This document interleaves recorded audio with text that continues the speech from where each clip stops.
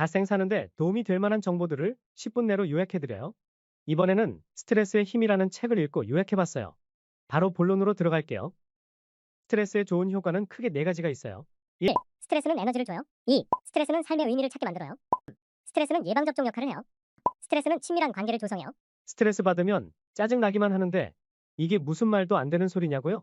일단 끝까지 들어보세요. 많은 사람들이 스트레스가 만병의 근원이라고 알고 있어요. 하지만 사실 그렇지 않아요. 켈리 맥고니걸 교수의 연구에 따르면 적절한 스트레스는 오히려 좋은 영향을 미친다고 해요. 우선 첫 번째, 스트레스는 에너지를 줘요. 운동선수를 예로 들어볼게요. 운동선수들 또한 경기 직전에 스트레스를 받아요. 스트레스를 받으면 우리 몸에서는 여러 호르몬이 생성돼요. 그중 하나가 아드레날린이에요. 아드레날린은 심박수를 높여주고 혈당 수준을 높여서 우리 몸을 폭발적인 에너지를 낼 수 있는 상태로 만들어요. 파이팅할 에너지를 주고 집중력을 높여주는 거예요. 우리가 최선을 다하기 위해서 반드시 필요한 물질인 거예요. 재미있는 건 운동선수들은 경기 직전에 느끼는 스트레스를 흥분되고 들뜬 상태라고 묘사한다는 거예요. 코치들은 적절한 스트레스는 운동에 도움이 된다는 것을 알고 있어요. 그래서 그들은 일부러 스트레스를 주는 환경을 만들기도 해요. 그래서 고도의 집중력을 필요로 하는 양궁 선수들이 연습할 때 오히려 아주 시끄러운 곳에서 연습을 하는 거예요. 대학생들 또한 중요 시험을 보기 전에 긴장감을 느껴요.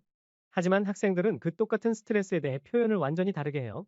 예를 들어 긴장감, 불안감, 압박감처럼 다소 부정적인 뉘앙스로 묘사를 하곤 해요. 사실 운동선수들이나 대학생들이나 둘 다 똑같은 아드레날린을 경험하고 있는 건데 말이에요. 한 그룹은 스트레스를 힘의 원천으로 활용하고 있고 다른 한 그룹은 스트레스를 없애야 할 대상으로 여기고 있어요. 여기서 잊지 말아야 할 점은 운동선수 사례에서 보듯이 스트레스를 받을 때 우리 몸의 반응을 좋은 쪽으로도 충분히 활용할 수 있다는 것이에요. 스트레스는 삶의 의미를 찾게 만들어요.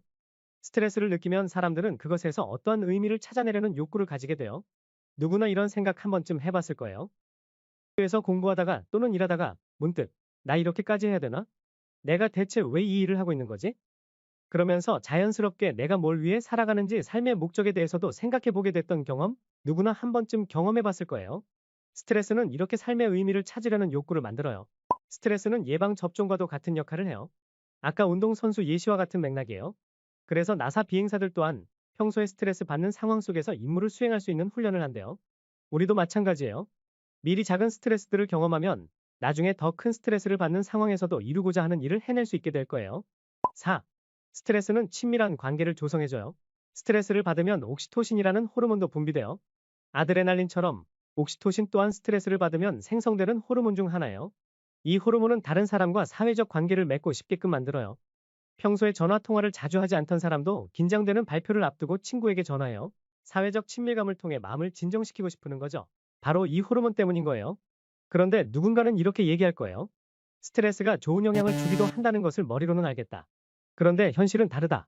막상 현실에서는 여전히 신체 반응이 똑같고 스트레스가 부정적으로 느껴지기만 한다.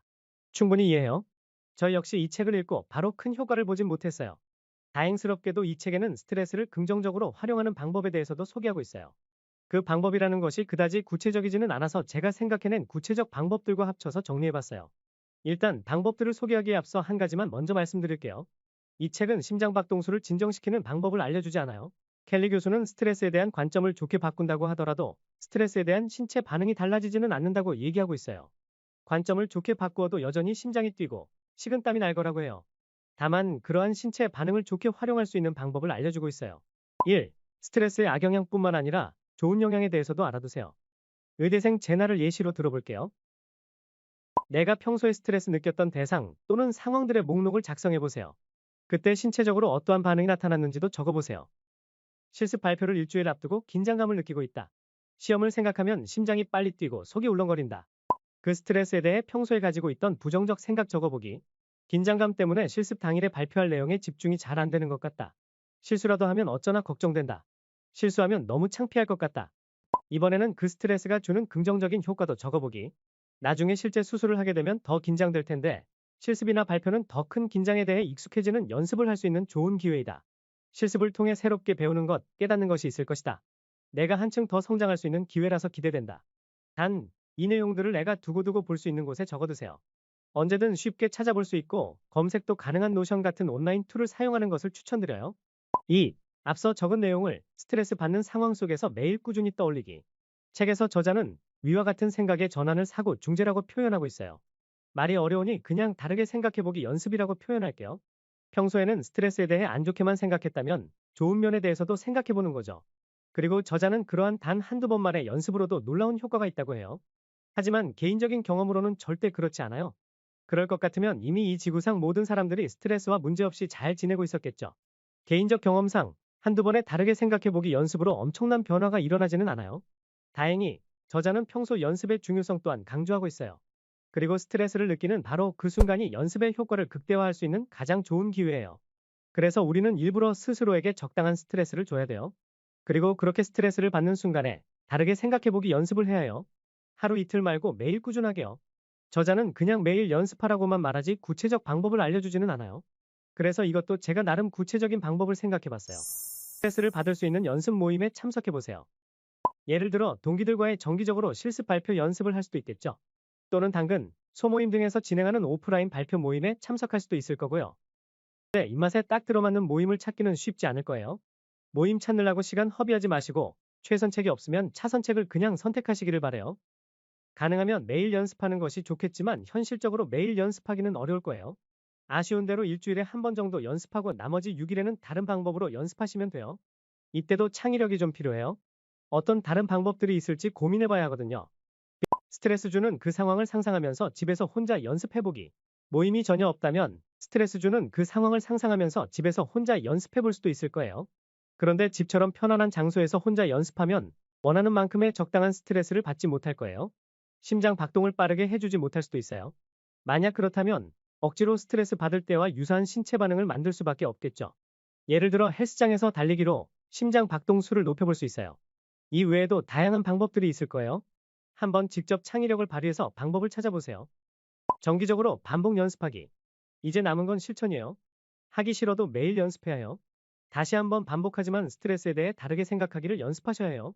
평소에 스트레스에 대해 부정적으로 생각했었을 테니 연습 상황에서는 반대로 긍정적인 면을 계속 떠올려 보는 거예요. 3. 그 경험으로부터 배운 것, 느낀 것을 타인과 공유하기. 그리고 마지막으로는 연습을 어떻게 했는지, 어떤 느낌이 들었는지, 일상생활에 어떤 변화가 생겼는지 등 타인과 공유해 보세요. 책에는 그 이유가 자세히 적혀 있지 않았던 것 같아요. 아니면 저한테 별로 와닿지 않는 이유가 적혀 있어서 제가 기억을 못하고 있을 수도 있고요. 아무튼 제 생각에는 이 경험을 타인과 공유함으로써 이런 효과가 있을 것 같아요. 내가 느꼈던 긍정적 감정들을 다른 사람에게 설명함으로써 그것이 좀 더 명확해지고 진짜 와닿게 될 거라고 생각해요. 다른 사람들의 경험담을 들으면서 연습의 효과를 더 믿게 되기도 할 테고요. 새로운 연습 방법에 대해 알게 될 수도 있겠죠. 그리고 저자는 이런 얘기도 하고 있어요. 스트레스가 해롭다는 생각을 꼭 버려야 할 필요는 없다고요. 그저 스트레스에 대한 균형 잡힌 시각을 가지면 되는 거예요. 앞서 여러 번 언급한 다르게 생각하기 연습이 바로 그 균형을 위한 연습이에요. 평소에는 스트레스에 대해 부정적으로만 생각했을 테니까 긍정적으로도 바라보는 연습을 통해서 생각의 균형을 맞추자는 의도인 거예요. 그럼 마지막으로 요약하면서 마무리할게요. 스트레스는 긍정적인 효과를 주기도 한다. 1. 스트레스는 에너지를 준다. 2. 스트레스는 삶의 의미를 가져다 준다. 3. 스트레스는 몸과 마음의 회복, 성장에 도움을 준다. 4. 스트레스는 친밀한 사회적 관계를 조성해 준다. 그리고 실제로 긍정적으로 활용하려면 다음 사항을 실천해 주세요. 1. 스트레스의 악영향뿐만 아니라 좋은 영향에 대해서도 알아두세요. 2. 앞서 적은 내용을 스트레스 받는 상황 속에서 매일 꾸준히 떠올리기.